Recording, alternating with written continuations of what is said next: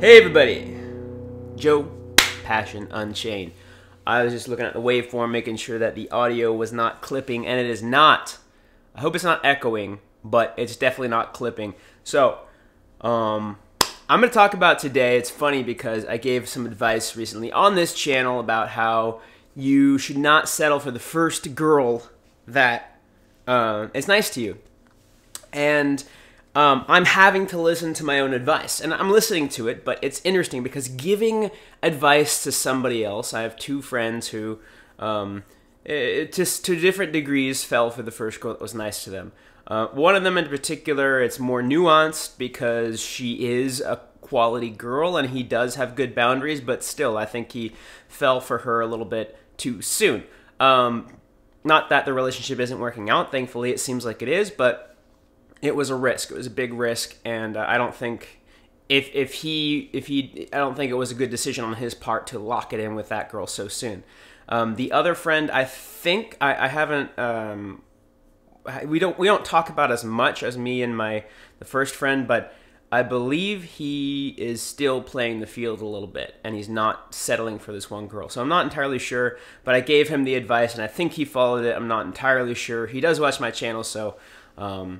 I don't necessarily comment because you don't necessarily want everyone to know who you are since I've kept you anonymous, but feel free to update me on your own. I'm sure she's a great girl, but this video is going to be for you and for me because it's going to explain exactly why it's important. And it's not just because of you, but it's also because of her. And let me explain.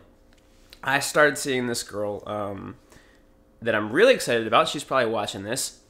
And I'm also still seeing, I'm still open to other girls. I'm also not a monogamous person, so I'll never just be seeing one girl, but I am looking for a main girl at some point. And I went on a date this Monday.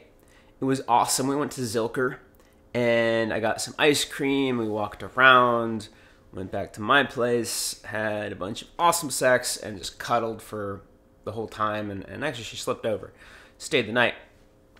And a lot of her qualities are exactly what I'm looking for. I'm looking for a girl I can have threesomes with, so a girl who's bisexual is perfect, and she's actually into girls more than she is into guys, which is awesome. Excuse me. And she's also into music and festivals, and I'm not super into festivals, but I tend to like the type of girls who are into festivals.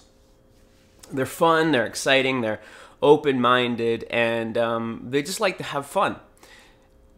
And there's a lot about and she's also super cuddly, which is great. And so, of course, in my mind, I'm like, oh my god, there's so much potential. She likes me a lot too, which is perfect.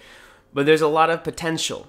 There's a lot of potential in my mind, and that's great to think about, but there's a key here. There's a key thing here that I need to remember, and it's not just don't get too attached too quickly for me, because, at least from what I see, this girl could match what I'm looking for. Of course, I don't know her very well yet. I still need a few months so that I can figure out who she is, and some people change after they get to know somebody. So I need some time, first of all, to verify that she is who she is on the surface. But also, and here's the major thing, I'm putting way too much pressure on her and on myself if I'm like, yo, this girl could be my main girl. It's like, okay, maybe, and I'm not going to rule out that possibility. Definitely not, because there is potential here, and I'm going to be honest, there is potential here. But if I'm all of a sudden like, oh my god, let's form a relationship, let's make this work, and I've only seen her once. Yes, we had amazing sex, and it was a lot of it, and she slept over, so we got kind of close, but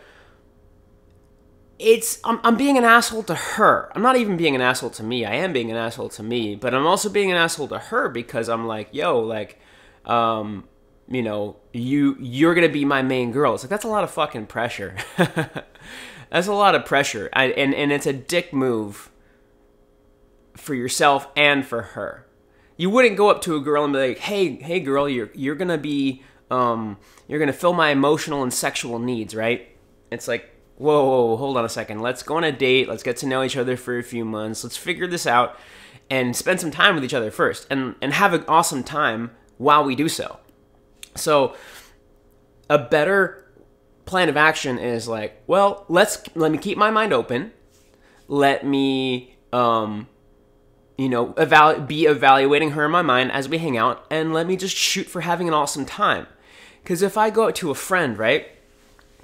My mentor actually gave this example. I'm going to give a shout out to Andy from Kill Your Inner Loser.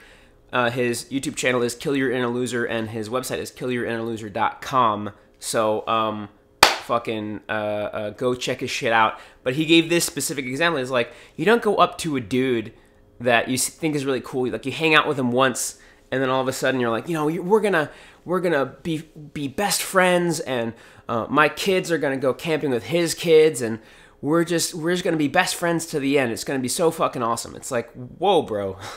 Let's hang out a little bit first.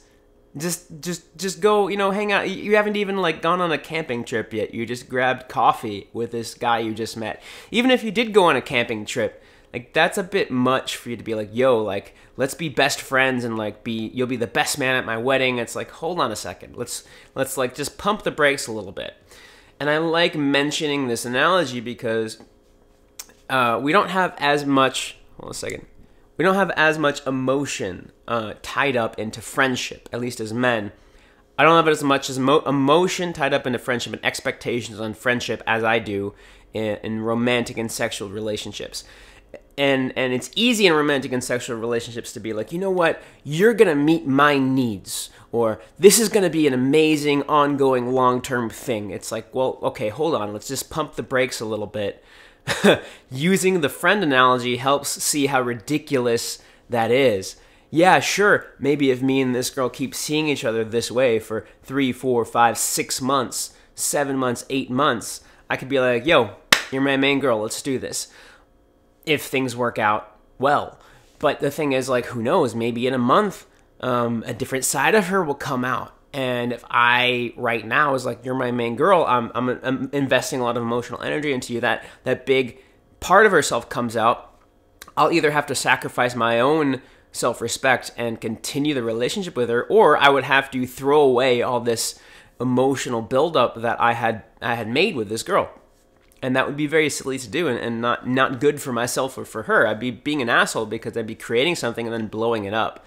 So my mentor suggests 6 months minimum getting to know a girl before you make her your main girl, whether it's monogamous or non-monogamous, whether you make her your girlfriend.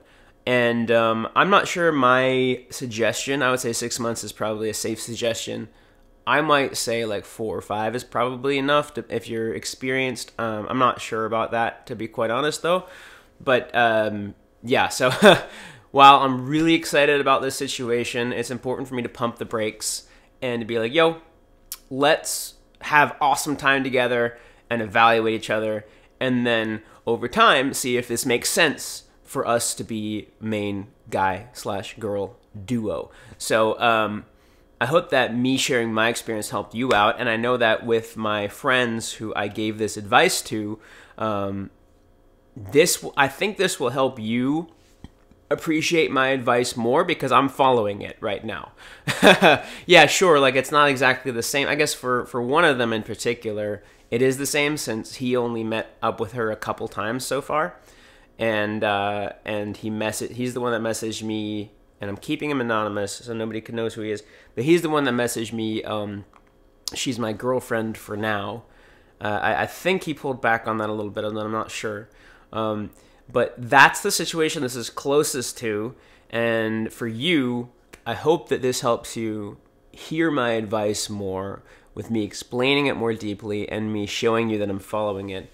And until next time, my friends, by the way, I met her on online dating. On Tinder, and I am now getting a ton of matches a day. I've been upgrading my own photos because, of course, I take photos for other people. I've been upgrading my own photos, and I'm getting matches every day without doing anything, actually. I haven't done a boost in a week, and I still do boosts because they're very helpful, but I'm getting several matches a day with my new photos, which I'm really excited about. and I just gave one of my clients, I just edited and gave him some photos. So I've got some free time, by the way, and some expertise and practice and lessons to give you guys. So if you want to go ahead and get a free profile critique from me, show me your Tinder profile, your dating profile, your Hinge, your Bumble, whatever. On a video call, I will critique it one-on-one. Go ahead and click the link in the description below and book a call with me. And right now I have a bunch of free time in my schedule, so I will go on a call with you and get your profile some solid critique. Also, subscribe here on YouTube to get more of my pretty face and rockin' bod. Till next time.